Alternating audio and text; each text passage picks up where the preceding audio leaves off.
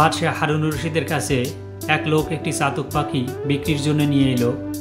তিনি দাম জিজ্ঞেস করলে লোকটি বাজারের চেয়ে বেশি দাম চাইলেন। বাদশাহ হারুনুর রশিদ জিজ্ঞেস করলেন, এই পাখিটির এত দাম কেন, যদিও তার একটি পা নেই? লোকটি বলল, মার্জনা করবেন জাহাপানা, এটি দেখতে সাধারণ মনে হলেও আসলে এটি একটি বিশেষ ধরনের পাখি যা আমি শিকারের জন্য সর্বক্ষণ আমার সাথে রাখি। এর বিশেষত্ব হলো যখন আমি শিকারে যাই তখন এই চাতক পাখিটি আমি সঙ্গে করে নিয়ে যাই। আমার পাতানো ফাঁদে এই শিকারী পাখিটিকে বেঁধে রাখি এবং এই পাখিটি অত্যাশ্চর্য কণ্ঠে অন্য পাখিদের মনোযোগ আকর্ষণ করে।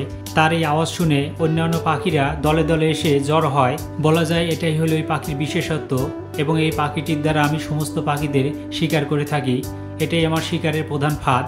বাদশাহ লোকটির কথা শুনে বাজারের চেয়ে বেশি মূল্যে অর্থাৎ চড়া দামে পাখিটিকে কিনলেন এবং লোকটির সামনেই পাখিটিকে জবাই করলেন। লোকটি বাদশাহকে জিজ্ঞেস করলেন, মার্জনা করবেন জাহাপানা, যদিও পাখিটির অনেক দাম, কেন আপনি পাখিটিকে জবাই করলেন? বাদশাহ হারুনুর রশিদ লোকটিকে মহামূল্যবান কথা বললেন যা ইতিহাসে এখনও অমর হয়ে আছে।